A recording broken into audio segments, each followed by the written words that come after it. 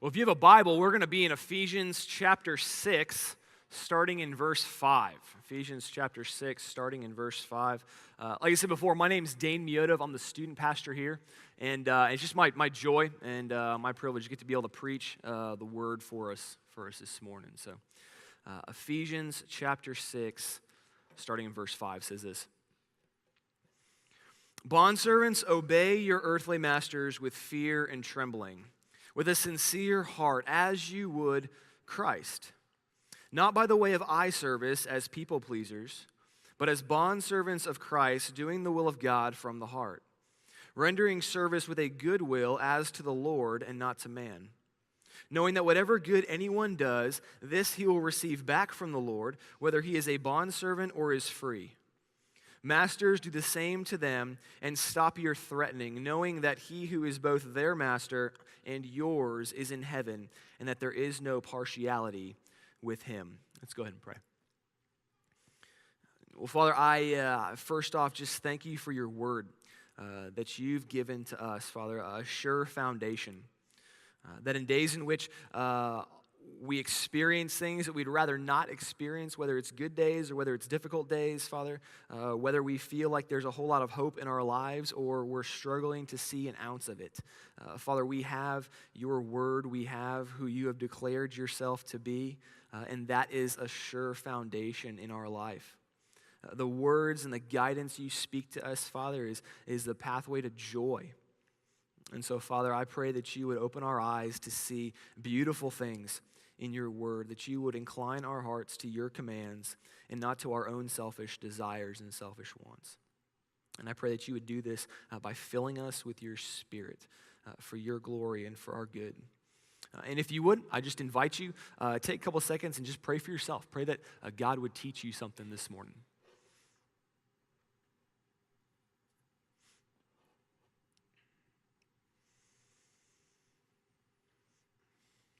And if you could, pray for me. I'm excited about this text, but I want it to be helpful. I want it to be clear.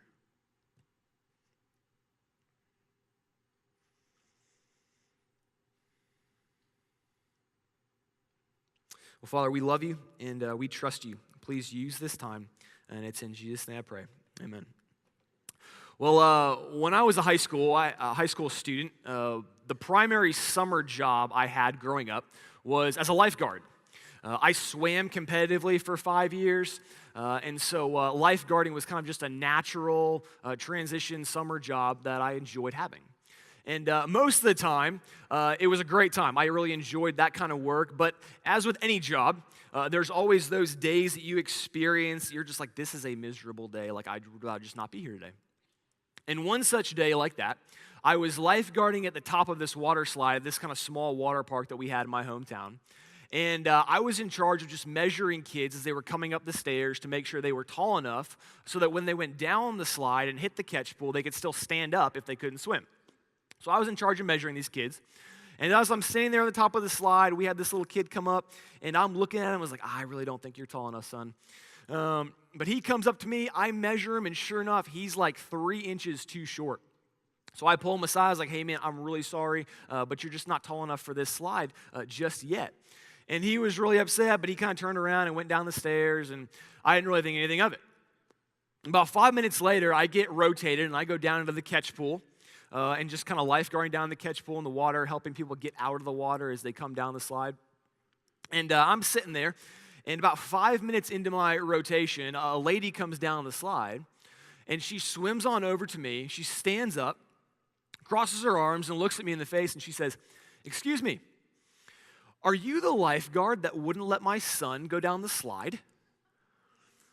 And I was kind of put back a little bit, and I was like, well, ma'am, I'm very sorry. If I didn't let your son go down the slide, it was just because he wasn't tall enough. I'm thinking, like, that was a pretty good response. Like, that was very respectful. And she looks at me, crosses her arms, and says, "No, he's plenty tall enough.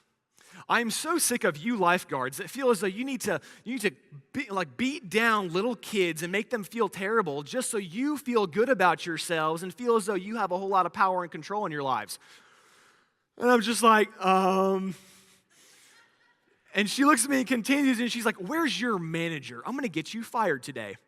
I was like, all right. Well, my manager's right over there. You can go talk to him. And sure enough, she did. The funny thing is, I went and talked to my manager at the end of the day. I said, hey, man, what was up with that lady? And he looks at me, and he's like, man, she was just upset you wouldn't let her son go down the slide.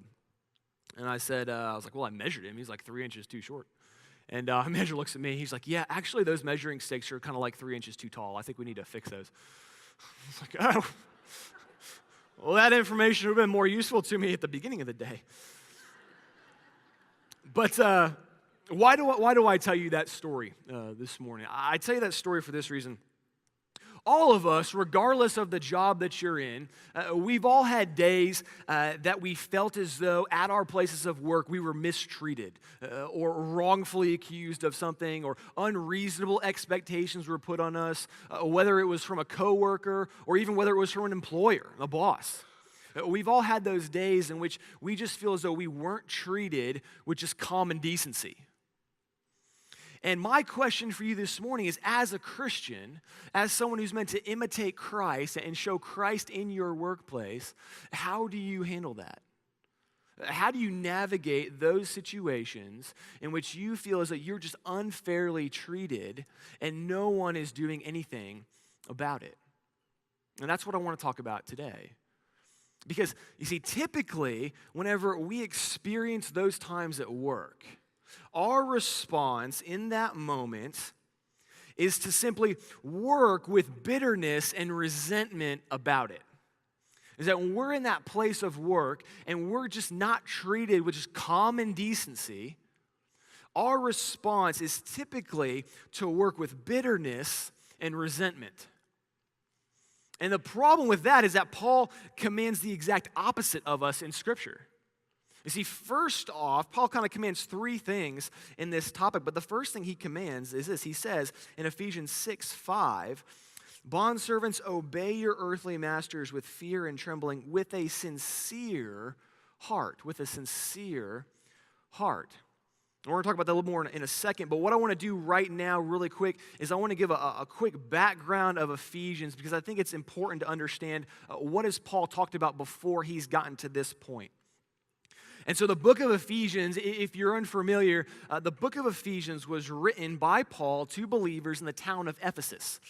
And Ephesus, if you want to think about it like this, Ephesus was the epicenter for the worship of Greek and Roman gods. It was just the epicenter for that idol worship.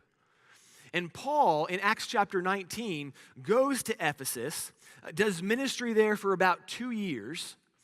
He leaves.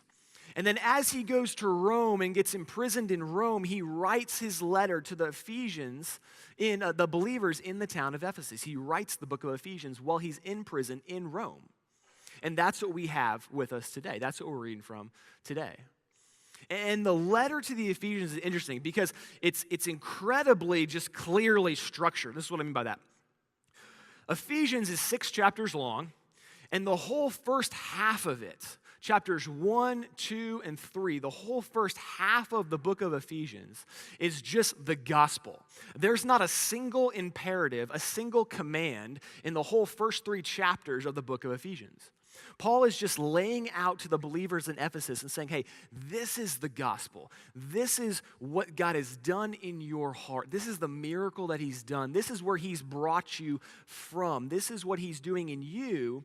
And not only in you, but in believers all over the world, that he is gathering together a people group from every tribe, tongue, nation, dialect, everywhere, bring everybody together as one new family, united under Christ as the head of the church. The whole first half of Ephesians is just laying out the gospel. And then in chapter 4 of the book of Ephesians, chapter 4 starts off with this preposition of therefore, as a result. And what Paul is saying is he's saying, in light of the gospel, because of that, as a result, it should affect these specific areas of your life. And so in chapter 4, he lays out and says, hey, because you are all believers, because God has brought you all together as one family, you as a church are meant to pursue unity with one another. Is that your primary pursuit should be to pursue unity with one another. Now, unity doesn't equal uniformity. He says that all of you are diverse. You all have different skills and passions and gifts, and that's awesome. You were given that by God. You were meant to use those things to build one another up in love as a unified body of believers.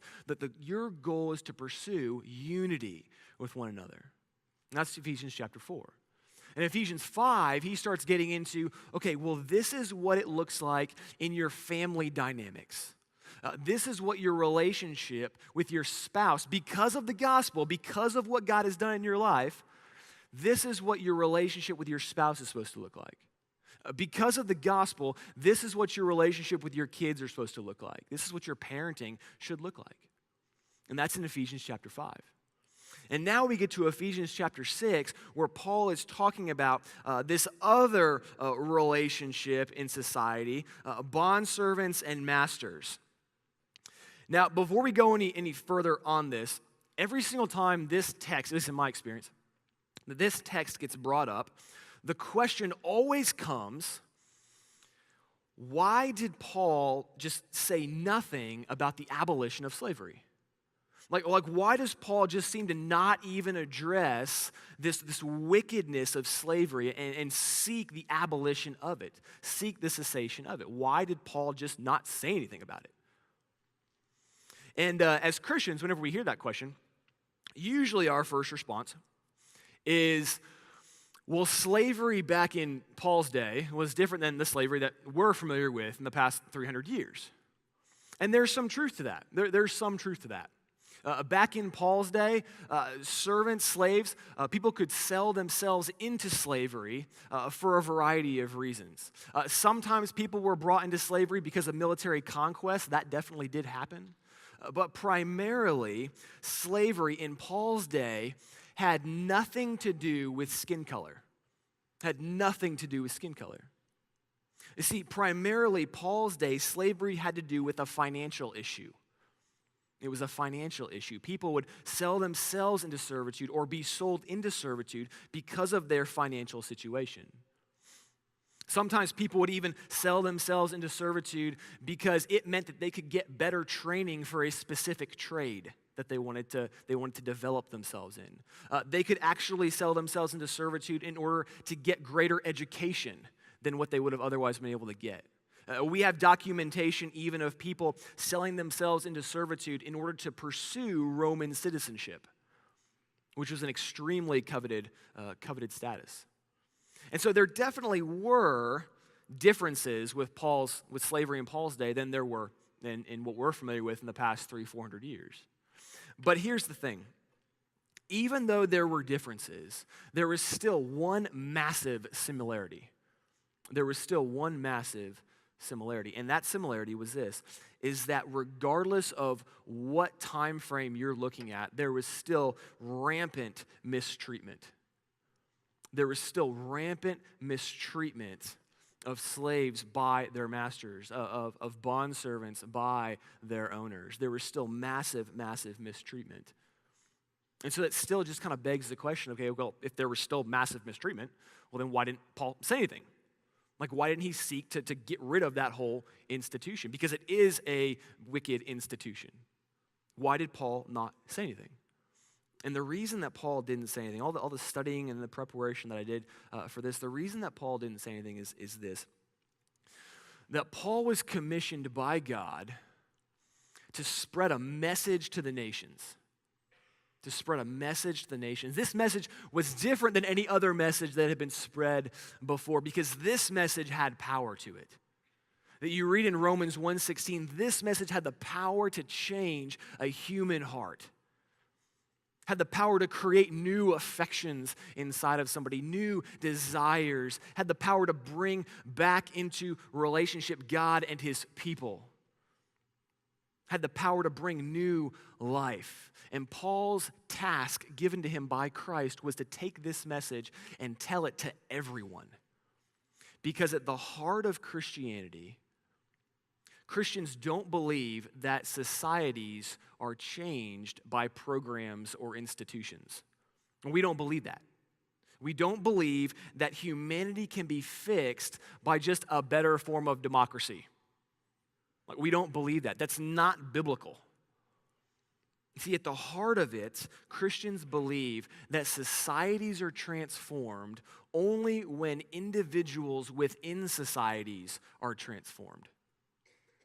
That societies are transformed when individuals are transformed.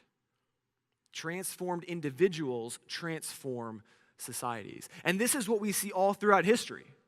Whether it was Martin Luther King Jr. or Abraham Lincoln before him or William Wilberforce, men who had been transformed on the inside by the message of the gospel, and then they saw injustices occurring in their society, and they took every single ounce of power and influence that they had and leveraged it to try to get rid of the injustice. And that's exactly what Christians are to do. That Christianity believes that societies are influenced, societies are transformed by transformed individuals. And so Paul writes to these bondservants, saying, "Bondservants, obey your earthly master with fear and trembling, with a sincere heart." And that word sincere means free of deceit, free of hypocrisy, free of falseness. The word literally means free of cracks. Sincere, free of cracks, without cracks. And it basically means this idea of you are who you say you are, you do what you say you're going to do. When I was a lifeguard at this water park in my hometown, one of the problems we'd have is we would have lifeguards that would especially guard up on that slide. And whether it was because they wanted to be seen as the cool lifeguard, or whether it was because they just wanted to avoid drama with parents or upset patrons, they wouldn't enforce the rules. Like some kid who's like 5 inches too short, they would just look at him like, "Yeah, go ahead, man, you're fine."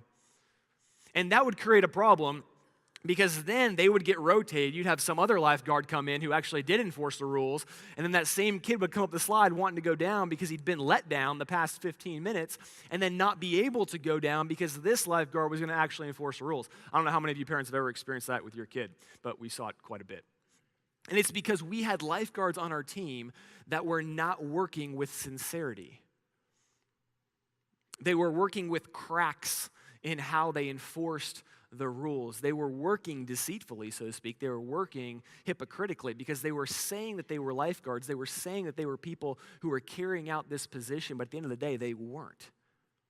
And Paul says when you work, you're meant to work with sincerity. Paul is saying that you, in your place of work, have been hired, have been tasked to do a job. You don't have the luxury of just deciding what part of the job you're going to do and what part you're not going to do. Is that you've been hired by somebody else, and so therefore your job is to carry out their will and their desires in that place of work. It was like whenever I got chewed out by that lady in the catch pool, like I didn't have the freedom to just kind of tell her what I wanted to tell her. Because our managers had told us and had trained us in saying, hey, regardless of how you're treated, you need to always respond with kindness, with decency, with respect. And then if you have issues with people, you just let us take care of that. And so I didn't have the freedom to just kind of work this job however I wanted to work it, because I was working for somebody, and I had to work with sincerity, without cracks. Paul says, as a Christian in your place of work, you are meant to work with sincerity. You are meant to do what you say you're going to do. But Paul doesn't stop there. Paul goes on, and he says that even when you're working in a situation with someone who doesn't treat you with common decency, you do not merely work, in Ephesians 6:6, you do not merely work by the way of eye service as people pleasers. And what he's saying here is he's trying to draw up the idea that your quality of work should not be such as you're just trying to get everybody else to see your work and be like, yeah, that's about right. That's good. Just kind of right on par. Paul is saying when you work at your job, you are meant to go above and beyond what you are called to do. Like, your quality of work should be so good, so superior, that literally it kind of just puts everybody else's to shame. Like Christians should work with that level of excellence, with that quality of work. Not just doing the minimum required, but should go above and beyond what's asked of them. When I lifeguard this pool, we'd have days where it would be rainy and cloudy and just kind of miserable all around. But it was kind of a running joke because even on the days in which it was cloudy and rainy and miserable, we would still have kids show up wanting to swim, which was just horrible for us lifeguards because we had to go stand out there in the rain and the sleet and the chilly weather and just guard the pool. And our temptation in that moment would be to just not open up every single area of the pool. Just kind of leave certain areas closed and just kind of work off kind of a skeleton crew, so to speak. But that right there would not be working above and beyond. It would not be seeking to put forth the best quality of product that we possibly could. It would be working just in a way that everybody around us would see as, it's acceptable. But that's not what Paul calls us to. He calls us to a quality of work that far exceeds what we're called, what's communicated to us. And the problem with that is that it's easier to do whenever you're in a really super healthy, fun work environment, right? But when you feel as though you're disrespected at work, you're given unreasonable expectations, you're just not treated with that common decency, instead of wanting to go above and beyond, what tends to happen is that we work with that bitterness and that resentment towards that person that's hurt us. And whenever we have that bitterness and that resentment that just festers inside of us, like, I don't want to put forth the best quality of work that I can. Like, I just want to do the minimum amount of required, and then I just want to go home. I just want to get out of this environment. I just want to avoid it because I'm so frustrated at what's going on here in my place of work. And the real punch in the gut is in verse 7, where Paul says, you are to render service with a good will. And that phrase, goodwill, literally means free of resentment. Free of resentment. That when you are in that place of work, that place of business, even when you are mistreated, even when you are not treated with common decency, Paul says you are not to have resentment or bitterness in your heart at all. That's not supposed to be there. But the problem is that when we're passed up for promotion, when unreasonable expectations are placed on us, when we're disrespected, when we're treated unfairly, we feel nothing but resentment. Like, we feel nothing but bitterness. It just festers inside of us. And why is that? Like, why does that feeling come up? Well, it's pretty simple, and Paul addresses it. But the simple truth, the reason why we feel that bitterness and that resentment when we're mistreated is because we want justice. Like, we want justice. If you're taking notes, this is the second point. And Paul acknowledges this, that we want justice. There's a desire for justice inside of our heart. In verse 9, the second half of verse 9, Paul says that there is no partiality with Christ. There is no partiality with Christ. And that word partiality literally means receiving a face. Like, receiving a face is what it means, partiality. And what Paul's getting at there is this idea that you are judged purely on your external appearance, that people are judged purely on the externals. And Paul looks at that and he says, there is none of that with Christ, that Christ looks at the heart, because to purely judge by the externals, we know this is a complete injustice. There's nothing right about that. And so when Paul brings up this idea of there is no partiality with Christ, he's appealing to this deep down desire for justice inside of us. That when we're at that place of work, when we're treated unfairly, that bitterness and that resentment comes, it's because we feel as though we have been wronged, and probably rightfully so, and we start thinking in our minds, like, I am never going to get justice on this. The person who wronged me isn't going to be punished for this. Like, that's not going to get corrected. Like, I'm not going to get the justice that I want. And so that just fuels the bitterness and the resentment more and more and more, and the frustration and the anger grows, and Paul acknowledges this. The reason we get bitter is because we want justice.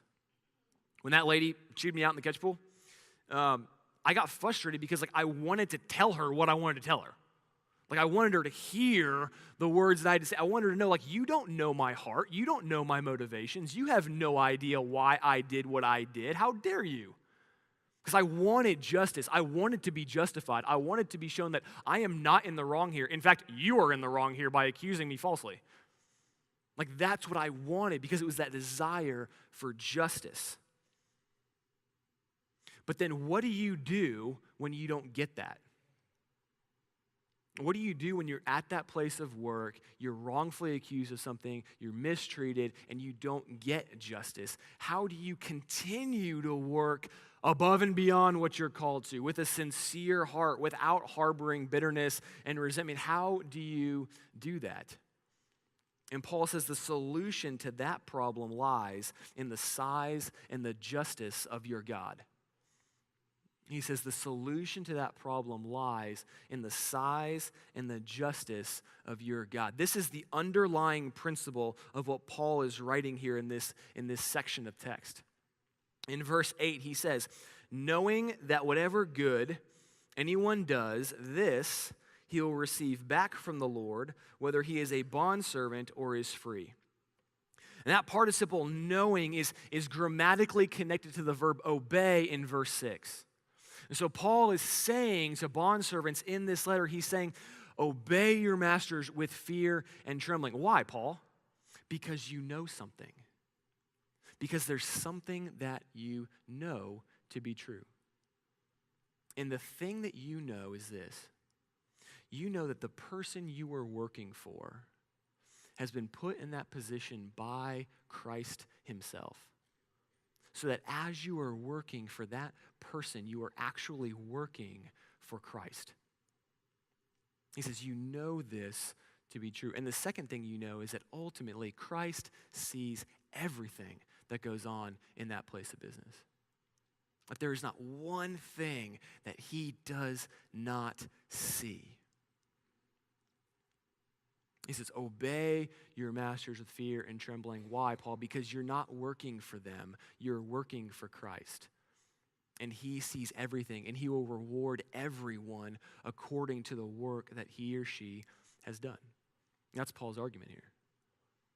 Paul says the same thing to the masters in verse 9, where he says, masters, do the same to them and stop your threatening, knowing that he who is both their master and yours is in heaven, and that there is no partiality with him. When the Christian works at his or her job, they do so knowing those two things. That one, they are working for Christ because Christ is the one who's put that person in positions of leadership over them. And then number two, that Christ sees everything and will reward or punish every single act that's been done. When the Christian works at his or her place of business, they work knowing those two things. And we can become so bitter and so resentful whenever we're mistreated at work because we think in our minds, I am never going to get justice. I'm never going to be justified. I'm never going to be shown to be in the right and that other person be in the wrong. And that just turns into anger and frustration inside of us because we don't think we're going to get justice. And Paul says that that is not the case. That is never the case for the Christian. Now, it's true, you may not get justice on this side of eternity, but there will never be a situation when Christ comes back that perfect justice is not enacted. There will be nothing that Christ has not seen and witnessed himself that he does not either reward or punish as a result of what took place. Injustice will not remain when Christ comes back. Everyone will receive the justice that is due them. And so you may experience injustice now and today, but you experiencing it knowing that it's not the end of the story. You experience it knowing that it's not the end of the story, because as you work for that person in that place of business, you are not actually working for a human being. You are working for the God of the universe, and he sees everything that goes on. He sees and acknowledges everything that goes on. And so therefore, this morning, you really kind of have two questions you have to ask yourself. Like if this is Paul's argument, if this is the point that he's making, it means that we really have two questions that we have to ask ourselves. And the first question is this: is your God that big? Is your God that big? Is your God the God who puts just all authority in place? Is your God the God who sees every single thing that occurs, not even just at your place of business, but every single place of business, every single situation, whether it's in the United States or Canada or Mexico or Africa or Europe or China, it doesn't matter where it is your God that big to see every single thing that occurs? Is your God big enough to bring reward and punishment for every single deed, every single thought, every single word spoken? Is your God that big? And that's the first question you have to ask yourself. But the second question you have to ask yourself, and as I was first studying this and mulling this over myself, this is probably the more convicting one for me, was, is his justice enough for you? Is his justice enough for you? Because we tend to allow ourselves to, we experience injustice, and then the way we usually handle it is that it either affects kind of our quality of work, and we just kind of put forth kind of an on-par level quality of work instead of going above and beyond. Or, I think what's more common is we kind of just get frustrated and then internalize that resentment, that bitterness, and then we just kind of go talk to a friend about that person, that coworker, that employer who did this or that or said this or that frustrated us and that was wrong. And so we just kind of talk about them behind their backs instead of following what Paul is calling us to do. And we can tend to do all that because we're trying to pursue our own sense of justice. We think to ourselves, like, I can talk about this person, it's not a big deal. And sometimes we'll say, well, I'm just venting. Yeah. But we do it because we want justice. And so we think to ourselves, it's okay for me to talk this way because I want justice. They deserve to be talked this way. This picture of them deserves to be portrayed to everybody else in the workplace that I'm at, or at least to my friends. They deserve it because they've wronged me. And we make the mistake of trying to pursue our own justice, and the whole time we walk exactly opposite the way that God calls us to walk. When he says, even in times when you are mistreated or not treated with common decency, or something frustrates you at your place of work, or you don't feel like there's fairness and equality going on, even in those times you are meant to work above and beyond what's required of you, with sincerity in your heart and not with bitterness or frustration or anger or resentment, because you know something to be true. You know that ultimately you work for Christ, and secondly, that he sees everything and will enact perfect justice when he comes. Now, quick side note, this doesn't mean that we don't pursue justice ourselves by legal and moral means when we're able. Christians, even throughout history, should be the first ones to speak out against inequality in our system. We should be the first ones to stand up and declare that this is not right. That was one of the main issues that the prophets had with the kings in Israel and in Judah. And you read about that in Amos, you read about that in Isaiah, of how these leaders were not addressing situations of injustice, and God hates that. So we are to pursue justice by legal and moral means when we can, but the situation still exists that there will be times when you will not get it. And in those times, you have to ask yourself, is your God that big? And is his justice enough for you? Is his justice enough for you? Because just think about this. Who could enact more perfect justice than the one who wrote the very laws of justice? Than the one who gave justice its very definition? The one who put the desire in your heart for it? The one who created you with a desire to pursue justice, to recognize inequality, to recognize fairness and unfairness, the one who put that inside of you, who could enact more perfect justice than him? But there will be times when we don't get justice on this side of eternity. And when that's the case, you have to ask yourself, is his justice enough? Is his justice enough for you to live the rest of your life experiencing injustice, knowing that he will bring perfect justice? Is that justice enough? Because Paul says that for the Christian, it's more than enough. It's more than enough. As we work at our place of business and as we're disrespected or mistreated in ways, we're not to harbor bitterness or resentment. We're meant to work above and beyond what's required of us, working with a sincere heart, doing what we say we're going to do. And because of that, because God has said you don't work for a human being in your place of business, you work for me.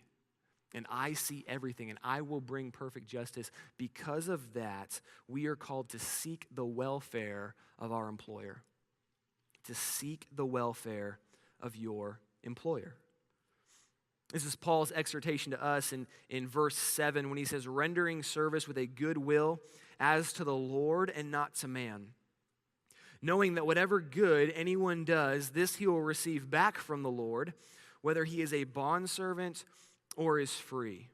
Paul's point here is that because you serve a God who controls all authority, and because you serve a God who ultimately bears the responsibility of enacting justice, perfect justice, because of that, you are called then to seek the welfare of the person you work for, to seek their flourishing, to seek their encouragement.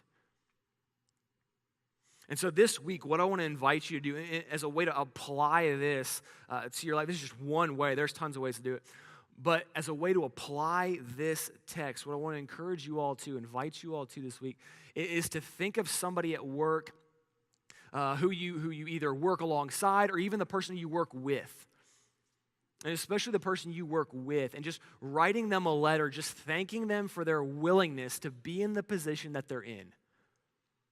You don't have to say anything about their quality of work or what you think about it, but just writing them a letter, thanking them for their willingness to be in that position of leadership.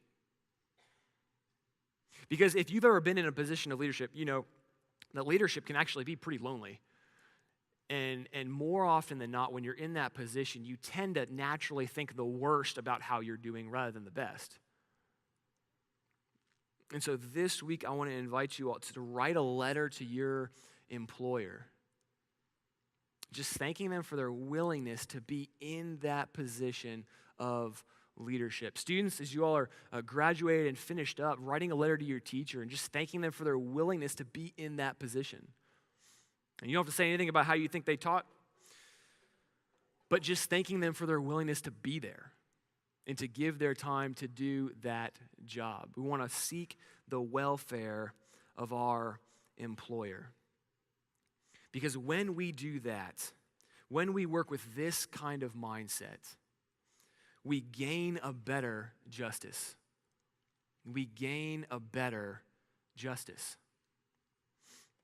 And this is Paul's argument. In Ephesians 6, verse 8, he says, knowing that whatever good anyone does, this he will receive back from the Lord, whether he is a bondservant or is free. Masters, do the same to them and stop your threatening, knowing that he who is both their master and yours is in heaven, and that there is no partiality with him. The definition of justice is correct reward and correct punishment. Correct reward and correct punishment. And here Paul is emphasizing the reward aspect of it. That every single person will be rewarded in accordance with how they worked at that job. And it's the last story I kind of want to share for this morning, but it was interesting as I was thinking through this. I think a lot of times when we think about God's rewards to us, if you're like me growing up, I tended to think about it as kind of like getting a sweater from grandma on Christmas. It's kind of like, oh, that's sweet, thank you. And you kind of put forth this fake smile so that she's not hurt, but really deep down in your heart, you really just get a gift card. And I would think about that and I would transfer that over to God's rewards. Like when God says, hey, I'm going to reward you at the end, it's kind of just like, thanks, appreciate that. This doesn't really fix my problem right here now. But it was interesting. My older sister passed away a couple years ago, and my parents and I were talking to her husband. He was talking to us about the difficulty that he was having in kind of grieving her loss. I mean, we all were. But he was saying specifically what was difficult for him was to envision just where she was right now. I mean, she was a believer. She was with Christ. But this idea of like in heaven, like, he's like, I don't know. And so he was just having a hard time wrapping his mind around the idea of being with Christ. And he was talking to us about this. And then he told us something that's been helpful for him. He said this. He said he knew that my sister's favorite place in the whole world to visit was Hawaii. She loved going to Hawaii because she just loved the beach. She loved walking up and down the beach. She would collect seashells. And there was no place on earth that brought her kind of more joy to be in than on a beach in Hawaii. And so he was telling us, as he was thinking through, her being with Christ, he said, you know what, I just kind of started thinking about her being with Christ in Hawaii. All right. Which is theologically probably not the case. But that wasn't even the point that he was making. The point that he was making was this. Sage is either in one of two places. She's either in some form of Hawaii with Jesus, picking up seashells. Again, probably not the case. Or she's somewhere with him that just absolutely blows Hawaii out of the water. And I had talked to college students about this whenever I was at SMU. This idea of God's rewards. I would just say, hey, think about the best reward that you can possibly imagine. I don't care if it's materialistic. It could be a Ferrari or whatever you want it to be. It doesn't matter. It could be materialistic. Just think about the best reward you feel like you could get from Christ. Think about that, and then recognize that the reward that you will get will absolutely blow that away. That it won't even be able to hold a candle to what Christ has in store for those who love him and those who follow him.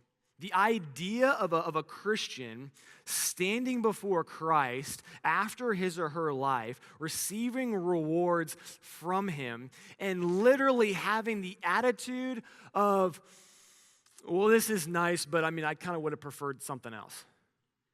Like, that's an impossibility. It won't happen. Nobody ever gets shafted in the kingdom of God. Literally. There is nothing that you can think of that you'll get it and you'll feel as though you wanted something else. Paul says this to us in 1 Corinthians 2:9. He says, but as it is written, what no eye has seen, nor ear heard, nor the heart of man imagined, what God has prepared for those who love him. And so as you find yourself in your place of work, whether you feel like it's been a good day or you feel like you're experiencing just injustice or mistreatment, or just you're being wrongfully treated in some way, just not treated with common decency, whether it's by a coworker or by your employer, you fight that bitterness, you fight that anger, you fight that resentment with the fact that you know something to be true, that you are not working for a human being, you are working for the creator of the universe who has put all authority in place and ultimately sees everything and rewards and punishes every act, whether just or unjust. He sees it all, rewards it all. You fight that bitterness and that resentment with it. And when you go into it with that mindset, seeking the welfare, the encouragement of those you work with, of your employer, seeking to create just little pockets of heaven where it is that you work, you seek a better justice. You seek something that's better. And that's what I want for all of us. Let's pray. Father, I thank you for your word, again, that you speak to us what's true. And that your word has power. As Paul said to the Romans, that they would be transformed by the renewing of their minds. Father, I pray that your word would cut through joints and marrow, would change us, Father, would transform us, would grow our affections for you, God, that as we find ourselves in our places of work this week, God, that we would fight bitterness and resentment with your word, knowing that ultimately we work for you, knowing that ultimately you see everything that occurs, God, and that your justice would be enough for us. That your justice would be enough for us. Father, please do this inside of us for your glory and for our good. And it's in Jesus' name I pray. Amen.